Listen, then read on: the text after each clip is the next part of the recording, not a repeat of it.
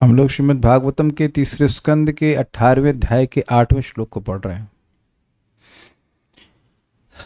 देखिए, जो भक्त नियमित रूप से श्रीमद् भागवतम और भगवत गीता को पढ़ते हैं, प्रपाद एक्चुअली ये कहते हैं कि जिनका सहज रुचि है श्रीमद् भागवतम और भगवत गीता को पढ़ने समझने में, उनके लिए भक्ति बहुत आसान हो जाती। तो एक प्रश्न हो सकता है कि आसान क्यों हो जाती? माइकी बताइए, आप बताइए क्या कहते हैं, क्यों क्यों आसान हो जाती? क्योंकि ये पता चल जाता है कि यही अभिधेय है। Okay. Some devotees are saying, sir, again, voice is low for everyone. Is it okay? ठीक है सबके लिए? बिल्कुल सही उत्तर दिया है वार्ष भानवी माता ने, क्योंकि उनकी श्रद्धा दृढ़ हो जाती है। भक्ति का कोई भी कार्य मुश्किल नहीं है। हरे कृष्ण मंत्र बोलना तो सबसे आसान है, याद भी नहीं करना ना। वो कौन सा मंत्र है? कौन सा वो हरे क्या सा बृहद नारद पुराण कौन सा श्लोक किस तरह बताओ फटक से? Hare Krishna so easy, is it not? बच्चा बच्चा जानता है आप। तब तब कहेंगे हम, मैं इससे क्यों डेवलप कर रहा हूँ। आज घर में भक्त आए थे और एक दीक्षित माता जी से हम बात कर रहे थे। मैं, कितने बजे आप सुबह माला कर सकती हैं? कहते हैं हाँ कर सकते हैं, करते नहीं है। तो मैं पूछा कि नाम की क्या महिमा आप जानती हैं? वो हाँ, हृदय शुद्धि हो, इतनी हल्की आवाज आ रही, इसलिए लग रहा है डाउट है उस पर चीज़ों पे। सुनाई पड़ा मैंने क्या बोला आपको? हाँ, ऐसे ही बोले वो। मतलब जो कहीं ऐसे कहते हैं फेंट मेमोरी, समझते हैं आप? फेंट मेमोरी समझते हैं? इंग्लिश में शब्द होता है, कुछ धुंधली यादें आ रही हैं। धुंधली यादें समझते हैं? हाँ, वो कौन है आप? मिले थे ना हम लोग कहीं, ऐसा कहीं धुंधली याद समझते हैं आप? You understand this word? फेंट मेमोरीज। तो जब भगवान के नाम की महिमा एकदम छपी हुई नहीं रहेगी शास्त्र से, तो बुद्धि प्रेरित नहीं करने वाली मन को कि आप कुछ प्रायोरिटी देकर जप कीजिए। तब मैं सोच रहा था कि ये जो भक्त हम लोग साथ में बैठ के पढ़ रहे हैं, क्या आप इस भागवत के आशीर्वाद को अपने जीवन में अनुभव कर पा रहे हैं? कि भाई कोई और पैकेज नहीं है, कल सुबह उठ के क्या करना है, कोई कंफ्यूजन नहीं इसके ऊपर। Make sense? ये प्लीज देखिए कि ये जो हो रहा है ना सुबह, कंफ्यूजन नहीं है। जैसे कहते हैं ब्रेन फॉग, दिमाग में धुंध हो जाना। कि करें क्या, किस दिशा में जाए समझ नहीं आ रहा है। ये जो ब्रेन फॉग नहीं हो रहा है, ब्लैकआउट कह लीजिए, ब्रेन में जो ब्लैकआउट नहीं हो रहा है, वो इसी वजह से क्योंकि आप शाम को भागवतम सुनते हैं। जो लोग नियमित सुनते हैं उन लोगों के मन में एक स्थायी, सुबह उठ के करना क्या है? माला करना, और क्या करना है? माला पूरा करना, खत्म। It is just that faith is installed in a very natural way. भूलना नहीं, भूलना जाना, भागवत सुन के ही जाना। This is very simple. ये भले हम चाहे आधे घंटे की चर्चा करें, चाहे 45 मिनट करें, पर जो डेली डोज है उसका स्थायी प्रभाव ये हो रहा है कि you know what is the purpose of life. नहीं तो लोग बोलते जरूर, हाँ भाई पता नहीं कब कब कब तक जीना हो, ये फलान ढिमकाना, ऐसे बोल जरूर रहे हैं, लेकिन फील नहीं कर रहे हैं। There is that sense of urgency कि मुझे कृष्ण भावना भावित होना है, ये नहीं होता है। ये जो चीज है ये काम करती है कि भक्तों संग बैठ करके में जो भागवत पढ़ रहे हैं, इससे वाकई श्रद्धा होती है। जिसको कोई दिक्कत नहीं है माला पूरा करने में, वो सुबह माला क्यों नहीं कर रहा है बताइए? वो जब शाम को आए थे 3-4 बज गया, 1 बजे के राउंड, तब भी बात हो रही थी, तब भी 2 माला बाकी थी। तो मैंने को समझाया कि आप शाम को आइए और आप सुबह भी जब करने आइए, आपको बहुत फर्क पड़ेगा। एक और बात और भी हो रही, हम लोग आज क्लास के लिए नहीं आते तो काफ़ी संभावना थी कि हम ऐसी कुछ बात कर रहे होते जिससे हमारी श्रद्धा में कमी हो जाती। That is another dangerous thing. और ये जो हम माधुर्य कादम्बनी को पढ़ा रहे हैं ना भाई, इतना बड़ा आशीर्वाद मिल रहा है। उम्मीद है कि जो लोग समझ रहे हैं उनके सारे फंडे क्लियर होंगे। फंडा क्लियर होने का नुकसान क्या है? हम प्रभु जी से बात कर रहे थे, तो वही फिर वो कंफ्यूजन कि प्रभु जी पॉजिटिव तो स्वीकार कर लेते, नेगेटिव को छोड़ नहीं पाते। हमने, भाई आप समझ क्यों नहीं रहे प्रोसीजर? नेगेटिव छोड़ने का प्रोसीजर नहीं है, पॉजिटिव पकड़ने का प्रोसीजर है। And what the difficulty was feeling was, क्योंकि वह एक पूरा शास्त्र नहीं सुन रहे हैं, तो कंफ्यूजन बने ही रहते हैं। जब आप ये पूरा पूरा एक शास्त्र सुनते हैं, फिर वो बोले प्रभु जी दूसरा स्कंद पढ़ने में बड़ा बोरिंग लग रहा है, अरे तेरी, फिर बोले कि ये श्लोक ऐसे पढ़ लेता हूँ और बाकी शब्दार्थ छोड़ देता हूँ, तो उसके बाद अनुवाद पढ़ता हूँ, प्रभुपाद जी का तात्पर्य पढ़ता हूँ। तो मैं उनको, अभी मैं इस पर हम लोग बोल रहे थे ना, प्रेम क्या है, परमानंद प्रदान, कि हर अक्षर में परम आनंद प्रदान करने वाला है। तो प्रभुपाद जी शब्दार्थ, शब्दों के अर्थ को समझने के लिए दिए हैं कि छोड़ने के लिए दिए हैं? आप बताइए, कोई जैसे मान लीजिए एक थाली, उसमें अलग अलग आइटम, गुलाब जामुन ये सब रखा हुआ, तो छोड़ने के लिए तो ना दे रहे हैं आपको, हर दिन छोड़ते ही रहेंगे। तो मैं समझा रहा था, I can empathise with you, because हमारी भी यही स्टेट थी। शब्दार्थ क्या करना है, शब्दार्थ का क्या करना, क्या करेंगे शब्दार्थ, क्या मतलब है? शायद किताब को बड़ा करने के लिए प्रभुपाद जी लिख दिए, है ना, है ना, थोड़ा किताब मोटी दिखेगी नहीं, एक एक शब्द का कितना महत्व है। अब उनको मैं इनवाइट कर रहा था, वो थोड़ा कन्विंस नहीं हो रहे थे, लेकिन पता नहीं होंगे कि नहीं होंगे, लेकिन एक एक शब्द में, ये 100 शब्द किसके लिए श्लोक में दिख रहा है? स हिरणाक्ष के लिए भी हो सकता है, स भगवान के लिए भी हो सकता है, स मतलब वह है। तो ये समझना जरूरी है ना कि स किसके लिए है। एंड दिस इज कॉल्ड भागवत अर्थ आस्वादन। भागवत श्रवण नहीं शब्द है, भागवत के अर्थों का, शब्दों के अर्थों का आस्वादन भक्तों के संग करना, रसिक भक्तों के संग करना, ये सब बातें हैं। तो मुझे काफी तरह से बात हुई, तो मुझे बड़ी पुष्टि हुई कि हम सही पथ पे हैं, जो कार्य कर रहे हैं श्रीमद् भागवतम की, हमारे लिए वाकई उपादेय है, क्योंकि एक श्रद्धा बिल्कुल पक्की बनी हुई है, सारे विटामिन एस जो है हमारे बिल्कुल पुष्ट हो रहे हैं। तो चलिए आगे बढ़ते हैं। आपने सुना था कि 3.18.7 में तम निस्सरंतम सलिलादनुद्रितो हिरण्यकेशो द्विरदम यथा जशः करालदंष्ट्रो शनि निस्वनो ब्रवीत गतः ह्रियाम किम त्वसताम विगर्हितम। तम, उन भगवान वराहदेव को, निस्सरंतम सलिलाद, जो गर्भ जल से बाहर आ रहे थे, अनुद्रुता, उनके पीछे पीछे चल रहा था। कौन? हिरण्यकेशो, सोने जैसे बाल वाला हिरणाक्ष। द्विरदम यथा जशः, जिस प्रकार से जश अर्थात मगरमच्छ, द्विरदम अर्थात हाथी के पीछे भागता है। कैसा वो था? तो कह रहे कराल दंष्ट्र, उसके दाढ़ बहुत विकराल थे, और अशनि निस्वर, वज्र के समान वाणी से वह बोला, गतः ह्रियाम, अरे निर्लज, तुम्हारी लज्जा चली गई है। किम तु असताम विगर्हितम, अरे तुम्हारे जैसे असत पुरुषों के लिए क्या ही खराब है, मतलब कुछ खराब नहीं है, निर्लज कहीं कि भाग रहे हो यहां से। तो आप जानते हैं कि पृथ्वी देवी घबरा रही थी, इसलिए भगवान इधर इसको कुछ जवाब नहीं दिए।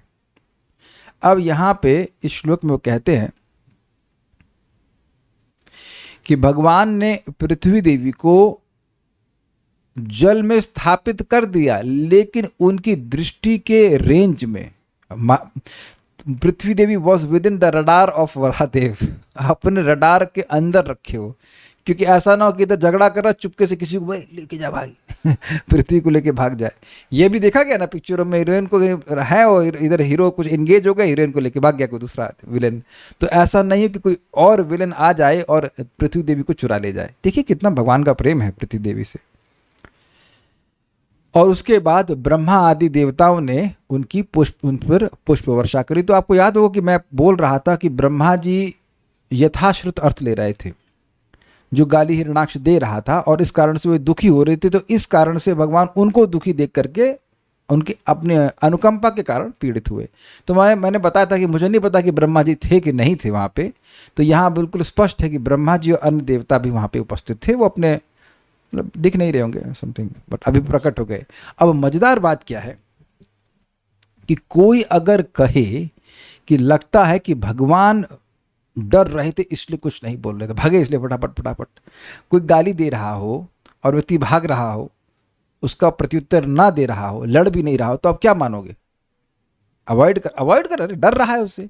लेकिन यहाँ पे आप देखेंगे कि उस असुर के देखते देखते सारे ब्रह्मा जी उनकी भगवान की स्तुति कर रहे हैं और देवता उन पर फूल बरसा रहे हैं। मतलब बेसिकली ये प्रमाणित हो रहा है कि भगवान को कोई डर नहीं था। तो मेरे पीछे बोलिए। सगामुदस्तात् सलिलस्य गोचरे विन्यस्य तस्मा तस्यामदधास्वसत्वम्। सगामुदस्तात् सलिलस्य गोचरे विन्यस्य तस्यां दधात् स्वसत्वम्। सगामुदस्तात् सलिलस्य गोचरे विन्यस्य तस्या मदधात् स्वसत्वम्। सगाम् उदस्तात् सलिलस्य गोचरे विन्यस्य तस्यां दधात् स्वसत्वम्। अभिष्टुतो विश्वसृजा प्रसूनेर् आपूर्यमाणो विबुधैः पश्यतोरेः। अभीष्टुतो विश्वसृजा प्रसूनैर् आपूर्यमाणो विबुधैः पश्यतोरेः। सगामुदस्तात् सलिलस्य गोचरे विन्यस्य तस्यां मदधात् स्वसत्वम्। सगाम् उदस्तात् सलिलस्य गोचरे विन्यस्य तस्यां दधात् स्वसत्वम्। अभिष्टुतो विश्वसृजा प्रसूनेर् आपूर्यमाणो विबुधैः पश्यतोरेः। अभीष्टुतो विश्वसृजा प्रसूनैर् आपूर्यमाणो विबुधैः पश्यतोरेः। बोलिए।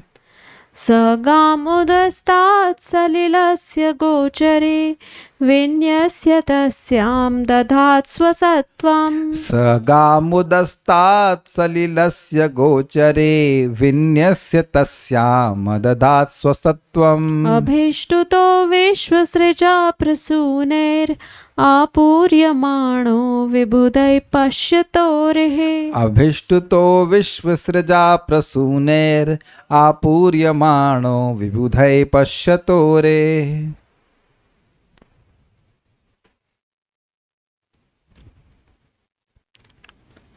भगवान ने पृथ्वी को लाकर जल की सतह पर अपनी दृष्टि के सामने रख छोड़ा। दृष्टि के सामने रख छोड़ा का उदाहरण एक आप समझ सकते हैं। जैसे आज हम एक भक्त आए थे, नाम नहीं बोल रहे, माता जी आए थे, उनकी छोटी बच्ची थी 13 महीने की और इतनी एक्टिव, इधर भागे उधर भागे, तो मेरी भी दृष्टि के नीचे थी वो, कहीं इसका हारमोनियम का कोने में न लग जाए। छोटे बच्चे तो कहीं भी भागेंगे। तो वो शी वॉज वॉन्डरिंग, घूम रही थी, इधर उधर घूम रही, लेकिन उनकी माँ भी देख रही थी, मैं भी देख रहा था कहीं बच्चे को चोट न लग जाए। यद्यपि मैं बात कर रहा था फिर भी मैं एक नज़र में रहती थे कि भाई बच्चे कहीं हानि को ना प्राप्त करे, उस अर्थ में। तो यहाँ पे दिखा रहा है कि भगवान पृथ्वी के प्रति कितने स्नेह से युक्त हैं। युद्ध करना है लेकिन उधर ध्यान है कि पृथ्वी जहाँ रखे हैं वो उनकी दृष्टि के बाहर ना जाए। ठीक, एक पॉइंट और, अपनी निजी शक्ति को उसमें स्थानांतरित कर दिया जिससे वह जल पर तैरती रहे। अब कहेंगे भाई पृथ्वी जल पर कैसे तैरेगी? तो भाई ये बताइए कि इस समय पृथ्वी का जल पर तैर रही है। पृथ्वी जब अंतरिक्ष में जब जहाँ हवा नहीं है वहाँ तैर सकती है है ना। जब खाली स्थान में पृथ्वी तैर सकती है तो पानी तो गाढ़ा है ना बताइए, कोई चीज़ अगर ऐसे मैं ऐसे कर दूं अपनी शक्ति से, इसको माउस को मान लो पृथ्वी हवा में टंगी हुई है तो पानी में रखने में डूब जाएगी। तो अब ये क्यों हमें बात बोलनी पड़ रही है? जो अभक्त है वो कहेगा ये माइथोलॉजी है। तुम ये स्वीकार कर रहे हो कि पृथ्वी अंतरिक्ष में तैर रही है, तो वहां आधार क्या है बताओ? आए वो तो इलेक्ट्रोमैग्नेटिक फोर्स, तो यानी कि जब तक इलेक्ट्रोमैग्नेटिक फोर्स तो नहीं था, ग्रेविटेशनल फोर्स। फिजिक्स कमजोर है आपकी यार ना, चीटिंग करके पास हुए आप चीटिंग करके। तो ग्रेविटेशन एक सेंट्रीफ्यूगल फोर्स बोल रहा है, सेंट्रीफ्यूगल की सेंट्रीपिटल। बट पॉइंट है कि फोर्स आया कहाँ से ये भी सोचने वाली बात है कि फोर्स आया कहाँ से, और एकदम बैलेंस करके चला, ऐसे गर्दन टीढ़ी करके पृथ्वी चल रही। अगर हम ज्योग्राफी माने तो, I am not talking about वैदिक एस्ट्रोलॉजी, एस्ट्रोनॉमी जो भी है। ये प्रश्न उठाते कि फोर्स आया कहाँ से। हम लोग पढ़े थे कि m1g capital G m1 m2 by r², ये होता है फोर्स, ग्रेविटेशनल फोर्स।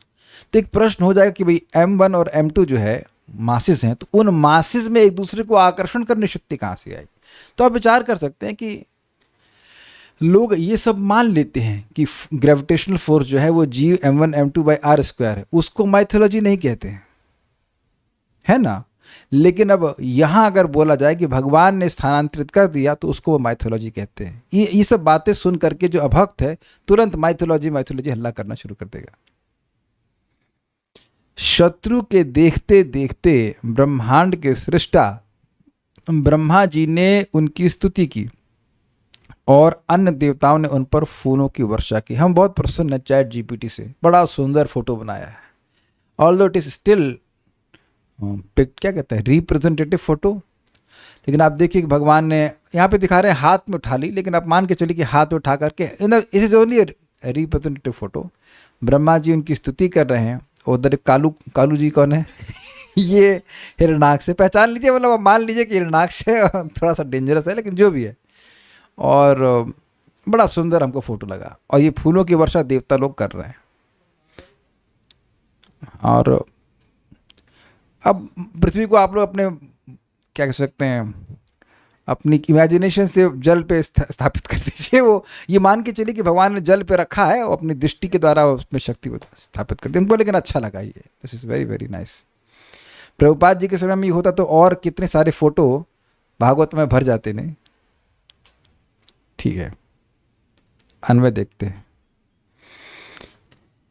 सह, यहाँ सह मतलब भगवान वराहदेव ने सलिलस्य उदस्तात्, सलिलस मतलब स्पष्ट है, जल की सतह पर, मतलब एज नहीं बोला जाता, जल की सतह मीन सरफेस। मैं आपके अपना जो रिपोर्ट कार्ड लाना 10वीं का फिजिक्स गड़बड़ है आपकी। उदस्तात् मतलब सतह पर, गोचरे, ये इंटरेस्टिंग है। गो मतलब वेरी, भाई आप लोग बड़े तेज होते हैं यार। इंद्रियां, वेरी गुड। चर मतलब जहां पे इंद्रियां चर जाएं, वाह वेरी गुड। अपनी दृष्टि, अब इसका अर्थ कैसे बन रहा है? अपनी दृष्टि के अंतर्गत उचित स्थान में, ये समझे बात, मतलब जहां भगवान देख सके। यहाँ भाई भगवान ने अब अपने दाढ़ से, दाढ़ के पे होल्ड किया तो वहां से हटा करके पानी में रख दिया है, लेकिन नेग्लेक्ट नहीं कर रहे हैं कि ऐसा नहीं कि कोई आया पृथ्वी को चुरा के फिर से लेके चला गया। यस, सर्वेक्षण, सर्वेलेंस में है। ठीक है। गाम विन्यस्य, पृथ्वी को स्थापित करके, तस्याम स्वसत्वम, उसमें अपनी शक्ति को, सत्व मतलब शक्ति और स्व मतलब अपने, अपनी शक्ति का अदधात, आधान किया। आधान किया मीन्स इन्वेस्ट किया। उस समय अरे, अरे अरे अरे मतलब अरि से आया, वेरी गुड वेरी गुड। अरि का ही एक मतलब रूप है अरे, यानी शत्रु हिरणाक्ष के पश्चातः, सामने ही, मतलब पश्चातः मतलब देखते ही देखते। विश्व सृजा मतलब ब्रह्मा जी ने अभीष्ट तो भगवान वराह की स्तुति की और विबुधई, देखिए विबुध का मतलब होता है अत्यंत बुद्धिमान। तो देवताओं की बुद्धि हमसे बहुत ज़्यादा होती है, इसलिए यहाँ पे विबुध का अर्थ हो रहा है देवताओं ने प्रसूने आपूर्यमाण, पुष्पों की वर्षा करी। देखिए आपूर्यमाण का अर्थ क्या होता है? आपूर्यमाणम अचलः प्रतिष्ठम। वाह भाई, आज क्या हो गया, आपने आज क्या खा लिया वेदवादी? सही, एकदम सही उत्तर दे रही हैं, वेरी गुड। आपूर्यमाणम अचल प्रतिष्ठम, उसमें अर्थ क्या है? जैसे नदियां गिरती हैं ना समुद्र में, उस अर्थ में ले गया था, पूर्ति कर रही हूं। मतलब ऐसा नहीं कि एक आध दो फूल लिया ऐसे लेकर फेंक दिया, नहीं, वर्षा कर दी, एकदम भर दिया, इसे कहना चाहिए। ऑल्दो भगवान तो बहुत बड़े हैं, कोई भर नहीं सकता है, लेकिन ऐसा लग रहा है कि जैसे फूलों की नदियां बह रही हों। कुछ ग्रहण कर पा रहे हैं?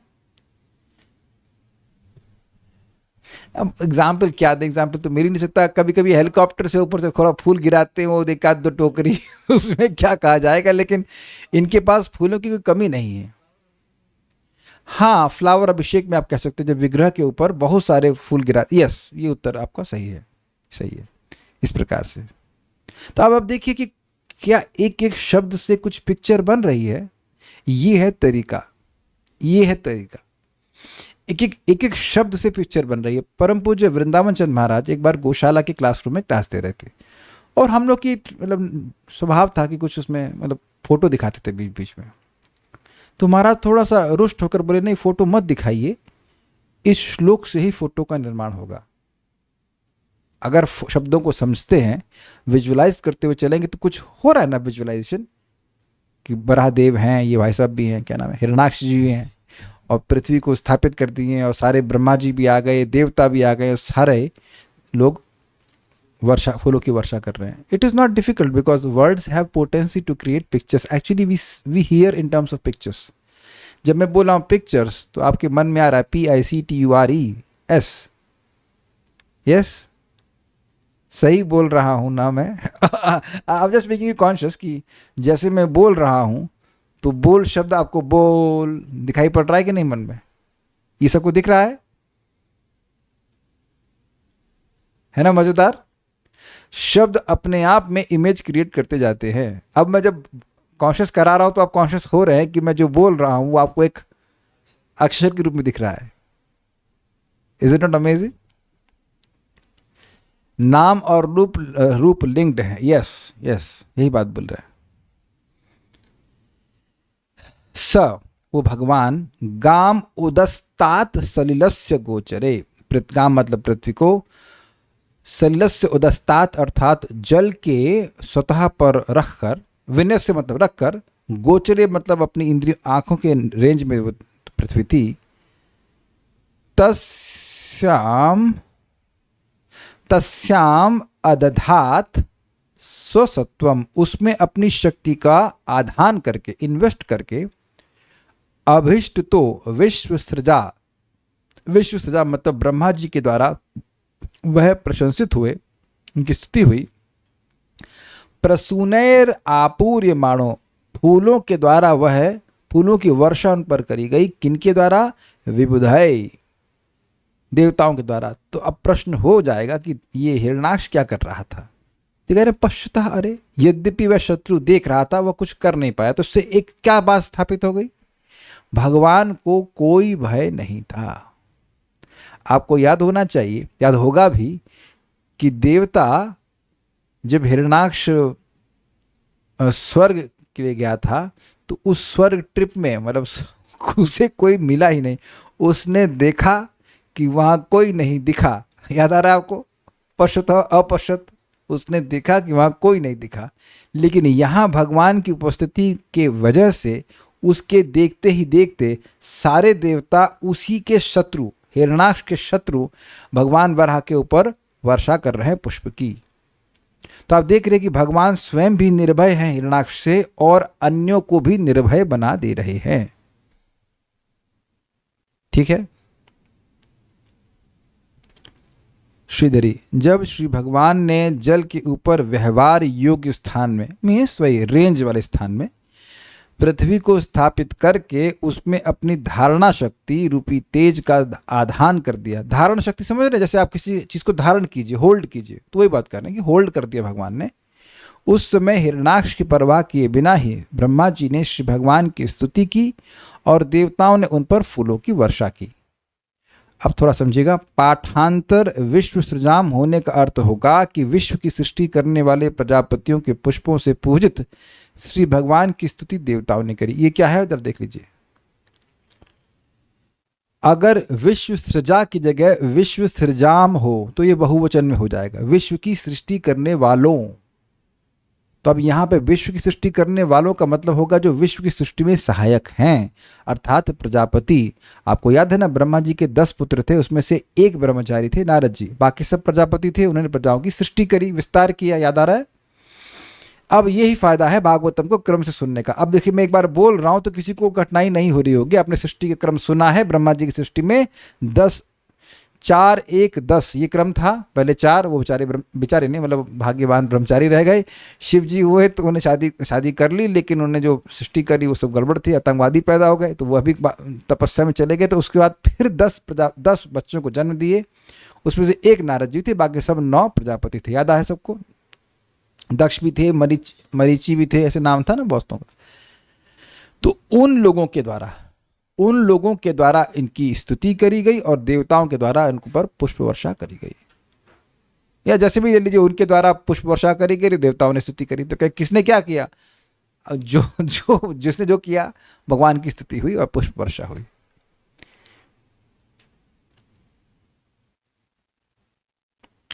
मैं इसलिए ऐसा कह रहा हूँ कि संस्कृत एक अद्भुत भाषा है। अभिष्ट को आप विभुद से भी जोड़ सकते हैं और प्रसूने को भी आप विश्व से जोड़ सकते हैं। तो विश्व सृजाम मतलब जो प्रजापति है उन्होंने फूलों की वर्षा करी और देवताओं ने स्तुति करी, ऐसे भी ग्रहण कर सकते हैं। और ये भी कह सकते हैं कि प्रजापतियों ने फूलों की वर्षा करी, प्रजापतियों ने स्तुति करी और देवताओं ने फूलों की वर्षा करी। कोई झगड़ा नहीं इनका, भाई जिसका जो मूड है वो कर ले, कोई दिक्कत नहीं है, इसमें कोई बात नहीं है। अच्छा, एक भक्त कह रहे हैं ब्रह्मा जी नहीं है फिर श्लोक चेंज करने से, स्क्रिप्ट चेंज करने से ब्रह्मा जी बाहर हो गए ना। देखिए, क्या विश्व सृजा में प्रजापतियों में ब्रह्मा जी प्रजापति नहीं है? लेकिन जब एक वचन होगा तो उसका अर्थ ये होगा कि केवल ब्रह्मा जी स्तुति कर रहे थे, माइक उनके हाथ में था, ऐसे कह लीजिए।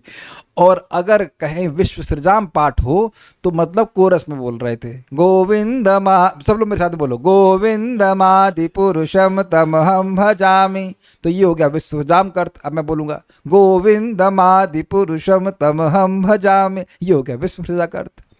अगर मैं अकेला ब्रह्मा बोल रहा हूँ तो गोविंदमादि पुरुषम, तो अब वो अकेला हो गया तो विश्व सृजा हो गया, मैं अकेला स्तुति कर रहा हूँ।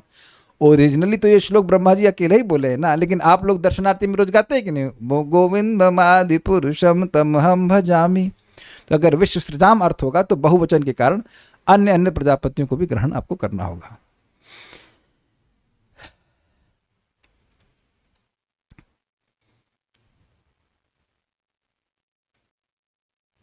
सारार्थ दर्शनी, यह पृथ्वी भयभीत हो रही है, इसलिए इसे साथ लेकर असुर से युद्ध करना उचित नहीं है। इस प्रकार विचार करते हुए सह गाम अर्थात उन वराहदेव ने, सह मतलब उन वराहदेव ने पृथ्वी को जल के ऊपर अपनी दृष्टि गोचर अर्थात दिखने योग्य स्थान पर स्थापित किया। एवं तस्याम स्वसत्वम अर्थात उस पृथ्वी में उन्होंने अपनी आधार शक्ति भी निविष्ट की ताकि वह पुनः जल में निमज्जित ना हो जाए। ये अर्थ है।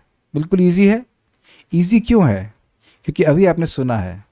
मैं अब आप जानबूझ करके, यद्यपि टीकाएँ कॉमन होती हैं, मैं उसको रख देता हूँ ताकि आपको प्रमाणित कर सकूँ कि एक बार आपने जो सुना है उसको फिर से पढ़ेंगे तो दिमाग में बड़ी आसानी से बैठ जाता है।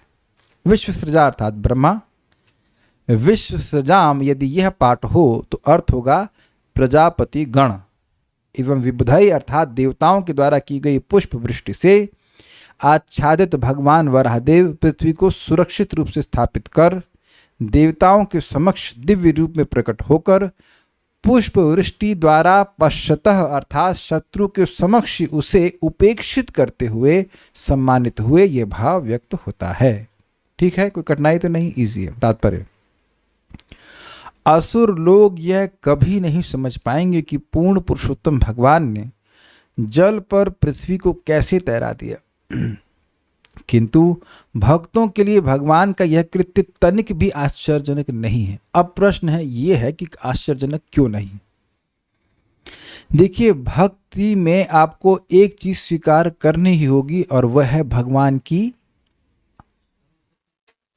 सर्वशक्तिमत्ता, या और कह लीजिए भगवान की अचिंत्य शक्ति। एक भक्त को भक्त तभी कहा जाएगा जब वह भगवान की अचिंत्य शक्ति को स्वीकार करे, नहीं तो उसने भगवान को स्वीकार किया ही नहीं। जैसे ही हम यह सोचते हैं या ये बोलते हैं कि भगवान यह कर सकते हैं और यह तो बिल्कुल नहीं कर सकते, तब आपने भगवान को यथारूप में स्वीकार नहीं किया। भगवान के ये बात आपको पकड़नी ही पड़ेगी, इसीलिए भगवत गीता को पढ़ना पड़ता है। वहां भगवान की भगवत्ता स्थापित हो जाती। कैसे श्लोक भगवान बोलते हैं, अहम सर्वस्य प्रभवो। क्या मतलब भाई? पृथ्वी, जल, वायु, आकाश, जितना कुछ भी है उस सब के स्रोत भगवान है। कैसे हैं हम नहीं जानते, कैसे हैं, है ना? तो वही गीता में बात सुन करके एक बार स्थापित हो गया कि भगवान सभी चीजों के स्रोत हैं और अपनी अचिंत्य शक्ति से कुछ भी कर रहे हैं। बोलते हैं ना भगवान कैसे, यथा आकाशस्थो नित्यम वायु सर्वत्र को महान तथा सर्वाणि भूतानि मस्थानि उपधार्य। जैसे आकाश में महान वायु रहती है, उसके बाहर नहीं जा पाती, ऐसे सारी वस्तुएं मुझ में हैं। मैं सब में हूँ, मैं सब में हूँ फिर भी उनमें नहीं हूँ, सब कुछ मुझ में है फिर भी वो मुझ में नहीं है। ऐसे करके बातें वो बोलते हैं। पश्चिमे योगम ऐश्वरम इत्यादि इत्यादि बहुत सारी बातें गीता से आपको स्मरण होगा कि ये सब बातें हम सुनते हैं। तो वही हमारे मन में ये एक शास्त्रीय श्रद्धा स्थापित हो जाती है कि भगवान कुछ भी कर सकते हैं, इसलिए किसी भी बात को श्रीमद् भागवतम की स्वीकार करने में कठिनाई नहीं होती है। लेकिन जो अभक्त है, जिसने इस प्रकार की शास्त्र श्रद्धा को स्वीकार नहीं किया है, उसको दिक्कत हो जाएगी। हमें यहाँ पे एक व्यक्ति याद आ रहे हैं, फ्रॉग, मिस्टर फ्रॉग, याद है मिस्टर फ्रॉग?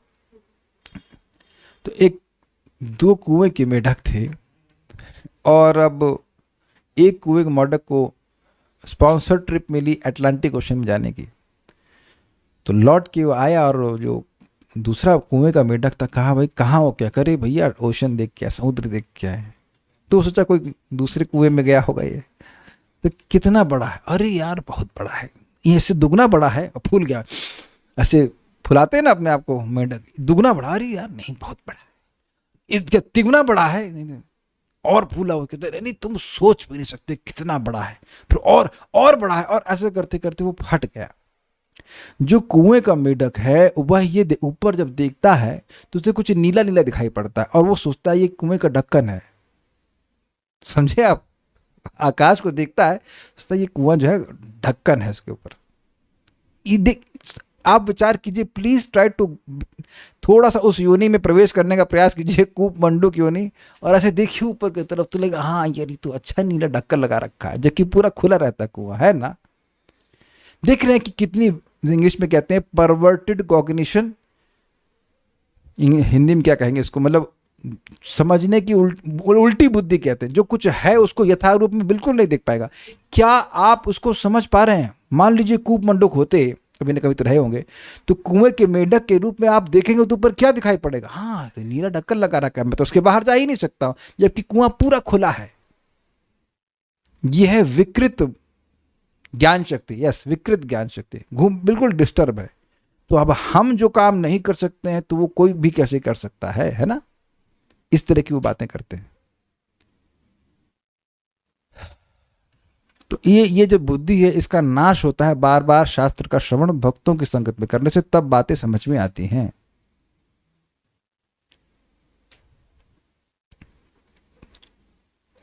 तब आप कोई कह सकता है कि इसका प्रैक्टिकल एप्लीकेशन क्या है? मंदिर में आप मूर्ति देखने नहीं जाते हैं, मंदिर में भगवान का दर्शन करने जाते हैं। चैतन्य चरितामृत में वर्णन है ईश्वरीय दर्शन है। सुबह सुबह उठ करके चैतन्य महाप्रभु ईश्वर का दर्शन करने जा रहे हैं। This is very amazing. और एक भक्त क्या बोलेगा, अरे यार क्या मूर्ति के पीछे। परम पूज्य राधानाथ महाराज एक प्रवचन में कह रहे थे कि वो जब ब्रह्मचारी थे न्यू वृंदावन में, तो वह उनकी सेवा थी, वहाँ के विग्रह जो भी हो, मैं नाम नहीं याद है, राधा कृष्ण के विग्रह, तो उनकी सेवा करना, 6 टाइम आरती और भोग वगैरह बनाना, बड़ा उस पर परिश्रम था। तो एक बार उनके पिताजी आए और बड़ा परिश्रम होता था वहाँ पहुँचने में, पैदल कई किलोमीटर चलो फिर वहाँ पहुँचते थे, और देखे कि वो महाराज सेवा कर रहे हैं। महाराज मतलब ब्रह्मचारी, तू इतना दुखी हुए, कहे तुम इतने बड़े हो गए हो और अभी भी गुड्डा गुड़िया से खेलते हो। समझे? You are still playing with dolls, you have grown up so much, still playing with dolls. उनको राधा कृष्ण जो है वो गुड्डा गुड़ी लग रहे थे, गुड्डा गुड्डी लग रहे थे, गुड़िया गुड्डी कहते हैं जो भी। तो अब वो उनको उसी रूप में देख रहे हैं। लेकिन महाराज की श्रद्धा देखिए, साक्षात भगवान है। तो 6 आरती करना, रोज 6 आरती होती है मंदिर में, 6 आरती होना, भोग बनाना, भगवान की सेवा करना, कितना परिश्रम होगा बताइए। सो भी नहीं पाते थे। यस, तो ये बात यहाँ पे समझनी चाहिए कि भक्तों के लिए कोई भी कार्य भगवान का आश्चर्यजनक नहीं है। इन द सेंस उनको हर बात में विश्वास होता है। भगवान विग्रह के रूप में भी हैं, भगवान नाम के रूप में भी हैं, भगवान भागवत के रूप में हैं। इस प्रकार से भक्त अपना जीवन उस श्रद्धा के अनुसार चलाता है। न केवल पृथ्वी वरन न जाने कितने लाखों करोड़ों लोग वायु में तैर रहे हैं, उन्हें तैरने की यह शक्ति ईश्वर ने प्रदान की है। इसमें इसकी कोई अन्य व्याख्या नहीं है। समझे बात? कि क्यों तैर रहे हैं कोई वर्णन नहीं कर पा रहा है। वो G(m1 m2/r² और ये सब, अरे जब तुम पैदा नहीं हुए थे, जब तुम ये लॉ नहीं दिए थे, तब भी तो पृथ्वी तैर रही थी। तो यानी कि तुम्हारे हिसाब से तो नहीं तैर रही थी। ये बात है। भौतिकतावादी ये व्याख्या कर सकते हैं कि सभी लोग गुरुत्वाकर्षण के नियमानुसार तैर रहे हैं, किंतु यह आकर्षण नियम परमेश्वर के ही नियंत्रण पर कार्यशील होता है। भगवत गीता का भी यह कथन है, जिसमें भगवान के वचन द्वारा पुष्टि की गई है, पुष्टि की गई है कि चाहे भौतिक नियम हो या प्राकृतिक अथवा समस्त लोगों की वृद्धि पालन उत्पत्ति हो, इन सब के पीछे भगवान का हाथ है। कि कहाँ बोले भगवान, अथवा बहुनैतेन किम ज्ञातेन तवार्जुना विष्टभ्याहम इदम कृष्णम एकांशेन सतो जगत। 10th चैप्टर लास्ट में भगवान बोलते हैं कि अरे अब क्या अधिक अपनी महिमा बोलूं, एक अपने अंश से मैं पूरे जगत को धारण करता हूं। भगवान के कार्यकलापों को ब्रह्मा आदि देवता ही समझ सकते हैं। अतः जब उन्होंने भगवान के असाधारण शौर्य को देखा जिससे कि वे पृथ्वी को जल की सतह पर रख सके थे, तो उन्होंने भगवान के इस दिव्य कृत्य के लिए उन पर फूलों की बौछार कर दी। क्या प्रभुपाद ने इंटरेस्टिंग बात बताई, प्रभुपाद ये समझा रहे हैं कि ये फूलों की वर्षा हुई क्यों स्पेसिफिकली। देखिए, भगवान पृथ्वी को लेके आ गए, उसके बाद अब वो जान रहे हैं कि ये युद्ध करने वाले इससे, तो भगवान की स्पेशल शक्ति है कि पृथ्वी को पानी में तैरा दिए और अब वो फ्री हैं। तो पॉइंट इज कि ये अद्भुत भगवान ने कार्य किया, इसको देखकर भक्त लोग प्रसन्न हुए और उन्हें फिर भगवान पर फूलों की वर्षा करी। सिंपल सी बात है। कुछ मैं और कहना चाह रहा था लेकिन मैं भूल गया। एक कथा बताना चाहता हूँ जिसको बिल्कुल परफेक्ट है कि कैसे भक्त को विश्वास होता है। वह समझ नहीं पाता है लेकिन भगवान की बात पे विश्वास होता है। कथा आप जानते हैं लेकिन बड़ी प्रासंगिक है।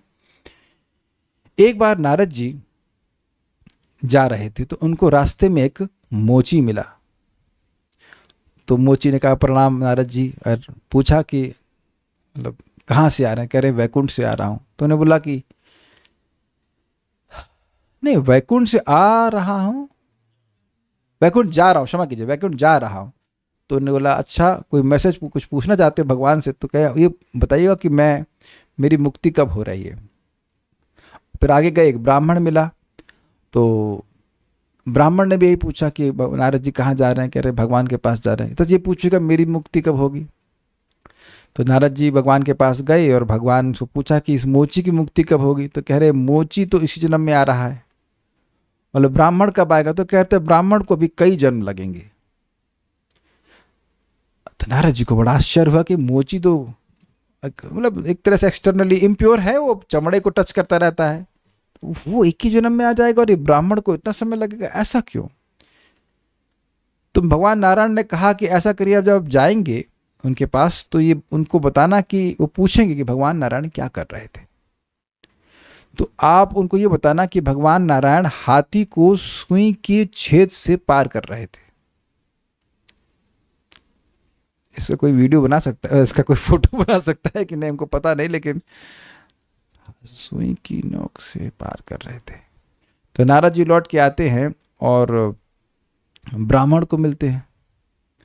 तो ब्राह्मण पूछता है नारायण भगवान ने क्या कहा, मैं कब आऊँगा। कहते तुमको तो भी बहुत जन्म लगेंगे। तो उसे बड़ा क्रोध है, अरे मैं इतनी तपस्या कर रहा हूँ, मैं इतना शुद्ध जीवन जीता हूँ, ऐसे कैसे हो सकता है। अच्छा ये बताइए कि नारायण भगवान कर क्या रहे थे। वो टेस्ट कर रहा था नारद जी को। तो उन्होंने कहा कि देखो नारायण भगवान हाथी को सुई के छेद से पिरो रहे थे। अरे हमको पता था कि तुम झूठे हो, तुम कुछ भगवान से मिल के नहीं, ऐसा हो ही नहीं सकता। ऐसा हो सकता है कि नारायण हाथी को सुई के छेद से पार किया जाए, ऐसा हो ही नहीं सकता। तो नारद जी कुछ नहीं कहे, वो समझ गए कि इसकी भगवान पे श्रद्धा नहीं है। अब आए मोची के पास। तो मोची को भी पूछा कि कब मुक्ति होगी। कहते हैं कि इसी जन्म में चले जाओगे। फिर पूछा कि भगवान क्या कर रहे थे। तो उन्हें कहा कि भगवान, नारद जी ने कहता भगवान सुई के छेद से हाथी को पार कर रहे थे। तो कहा हा मेरे प्रभु कितने अद्भुत हैं, वह कितने शक्तिमान, वो कुछ भी कर सकते हैं। तो नारद जी को बड़ा आश्चर्य हुआ कि तुम्हें विश्वास है, तुमको विश्वास है कि भगवान हाथी को सुई के छेद से पार कर सकते हैं। कहते हैं हाँ क्या कठिनाई है। वो एक बरगद के पेड़ के नीचे बैठा हुआ था। तो उसने कहा कि देखिए ये जो बरगद का पेड़ है कितना विशाल है, लेकिन ये उगता कैसे है, एक बीज से। तो एक पूरा बरगद का पेड़ जो कि हाथी से भी विशाल है, एक पूरा बरगद का पेड़ जब भगवान एक बीज में रख सकते हैं तो हाथी को सुई के छेद से पार क्यों नहीं कर सकते हैं। तो आप देख सकते हैं कि उसकी श्रद्धा थी तो भगवान उसको ऐसी बुद्धि भी प्रदान कर रहे थे। It's very interesting, very interesting. तो ये मैं क्यों कहा, भक्त लोग विश्वास करते हैं, वो भी शास्त्र के अनुसार उनका विश्वास रहता है कि भगवान कुछ भी कर सकते हैं। And that's how we accept Krishna. यद्यपि वो समझ नहीं पा रहे हैं कि कैसे कर रहे हैं, ये ध्यान दीजिएगा, लेकिन वो कर कुछ भी सकते हैं। इसका बहुत बड़ा प्रभाव है। किसी को भाव भक्ति चाहिए? यहाँ पे भाव भक्ति चाहिए आपको? अच्छा, मैं तो कोई सब लोग हाँ भी नहीं बोल रहा है। भाव भक्ति जानते हो? नाम सुना है आपने? ये लोग तो ऐसे देखने लग रहा है कुछ ना। तो गीता में हम बता रहे हैं आपको कि भगवान क्या बोल रहे हैं, कौन भाव से युक्त होगा। अहम सर्वस्य प्रभवः मत्तः सर्वम प्रवर्तते इति मत्वा, अंडरलाइन कीजिएगा मत्वा शब्द को, इति मत्वा भजन्ते माम बुधा भाव समन्वितः। अहम सर्वस्य प्रभु, भगवान कह रहे हैं कि मैं, अहम का मतलब मैं, मतलब भगवान श्री कृष्ण द पर्सन, वो सभी चीज़ों का उत्स हैं, सोर्स हैं, सारे ब्रह्मांडों का जितना भी शास्त्र में वर्णन है। तो भगवान स्वयं बोल रहे अहम सर्वस्य प्रभव मत्तः सर्वम प्रवर्तिते, और मैं ही सबको चला भी रहा हूं। इति मत्वा, मत्वा का मतलब मानकर, केवल मानने का ये बड़ा प्रभाव है, क्योंकि जान नहीं सकते आप, बाप को नहीं जान सकते, बाप को माना जाता है कि बाप है। अग्रीड? इति मत्वा भजन्ते माम, वह मेरा भजन करते। कैसे? बुधा, बहुत बुद्धिमान लोग, भाव समन्विता, भाव से युक्त होकर। प्रपात के तात्पर्य को आप देखिएगा, 10.8 है भगवद गीता, वहां बोलते हैं भाव मतलब भाव भक्ति। तो आप कहेंगे इसमें भाव भक्ति का क्या लिंक है? लिंक ये है कि व्यक्ति जब समझेगा कि भगवान कितने महान हैं और कितने कृपालु हैं, मेरे आसपास और मेरा शरीर जो कुछ भी वो सब कृष्ण दे रहे हैं, क्या भगवान के प्रति कोई भाव नहीं आएगा? There will be something. और जितना ये भावना बढ़ती जाएगी, सब कुछ करने धरने वाले कृष्ण हैं, तो और भाव की प्राप्ति होगी। पर आप देखिएगा, मैं निवेदन करूंगा कि आप 10.8 को देखेंगे, वहां प्रभुपाद समझाते हैं कि भक्ति की एक स्टेज है भाव भक्ति, और यहाँ ये भाव शब्द इसी बात को इंगित कर रहा है, नॉट सिंपल भाव, भाव भक्ति को कर रहा है। तो ये मतवा का मतलब कहाँ से मालूम चलेगा भाई? शास्त्र सुनेंगे तब ना मालूम चलेगा। आप कहेंगे कि ये मतवा इतना महत्वपूर्ण क्यों है? भाई एक बात नहीं समझ में आती है, सॉरी, एक बार में बात समझ में नहीं आती है। बताया जाता है कि कुछ लोग जानते हैं इस बात को कि एक ही झूठ को कई बार बोलने से लोग उसको सच मानने लगते हैं। तो अब उसी तरह से सच को जब कई बार सुनता है, तब व्यक्ति को विश्वास होने लगता है कि अरे हाँ, भगवान ही सब कुछ करने वाले हैं। है तो सत्य, लेकिन विश्वास करने वाली बात है। तो जितना अधिक विश्वास बढ़ता जाएगा, व्यक्ति का भाव भगवान के प्रति बढ़ता जाएगा कि जो कुछ भी मेरे जीवन में हो रहा है वो सब भगवान ही करने वाले, और कोई कुछ कर ही नहीं रहा है। कुछ पूछना चाहते हैं आप? उत्तर हो गया आपका? अच्छा, अरे मैं तो दिया नहीं। अच्छा ठीक है, कोई प्रश्न है किसी का? नहीं। So will stop here. Shrimad Bhagavatam की जय, श्रील प्रभुपाद की जय, निताई गौर प्रेमानंदे।